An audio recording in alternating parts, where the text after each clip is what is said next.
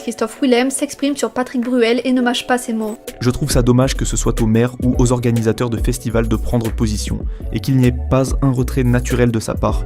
Et il ne déprogrammera rien du tout parce que, bien évidemment, c'est une question d'argent. Tout démarre, bien évidemment, autour de l'artiste, qui se débrouille comme il peut avec ses moyens au début, jusqu'au moment où il se dote d'un manager, article L7121-9 du Code du travail, qui lui se charge du développement de la carrière de l'artiste, lui trouver des contrats, de faire connaître sa musique, des interviews radio. Quand le manager a bien travaillé, il finit par trouver une boîte de prod pour prendre en charge l'artiste. Là où c'est un peu compliqué à comprendre, c'est que la boîte de prod est une structure commerciale qui englobe plusieurs métiers réglementés du spectacle et dans le cadre de la musique, notamment celui de producteur de phonogramme, article L213-1 du Code de la propriété intellectuelle.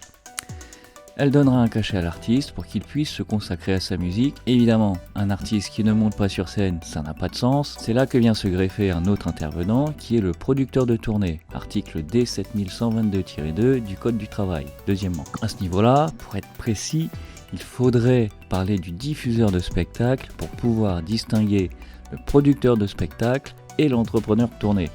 Mais là, on n'a pas le temps. Quand tous ces rôles sont bien séparés, la boîte de prod lui a versé un cachet pour se produire sur scène. C'est la boîte de production qui, par l'intermédiaire du producteur de tournée, vend la prestation d'artiste au producteur de spectacle vivant via un contrat de cession, article 112-3 du Code de la propriété intellectuelle. À ce moment-là, l'artiste a déjà touché le cachet de représentation par la boîte de prod. Les salles, au moment de la programmation, sont déjà payées. Si le concert est annulé, les salles sont généralement déjà payées quoi qu'il arrive. Bon, j'ai tout simplifié, on dirait pas au maximum, pour en arriver à ma conclusion, mais sache que ça peut être bien plus complexe que ça en fonction de plein de choses. Dans le cas de Patrick Bruel, sa notoriété, ses moyens financiers lui ont permis de créer sa propre société de production qui, si je ne dis pas de bêtises, recouvre l'intégralité de ses fonctions.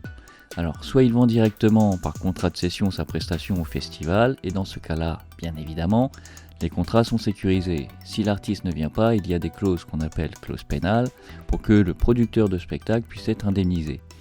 Et l'artiste est payé, quoi qu'il advienne, par le cachet de représentation de la boîte de prod. Sauf que là, la boîte de prod, c'est lui. Et c'est aussi lui qui organise tout seul ses concerts lorsqu'il est tête d'affiche. Et dans ce cas-là, comme je t'ai dit, il a déjà payé les salles. Un Stade de France, c'est 1 million, un Zénith, c'est 60 000 balles. Donc avoir sa boîte de prod, c'est aussi toi qui prends tous les risques financiers. Il y a bien évidemment dans ce monde merveilleux des assurances, avec des contrats qui proposent des clauses pour couvrir les risques d'annulation, puisqu'on a vu qu'il fallait avancer pas mal de pognon, mais qui ne couvriront pas les annulations pour cause de scandales judiciaires.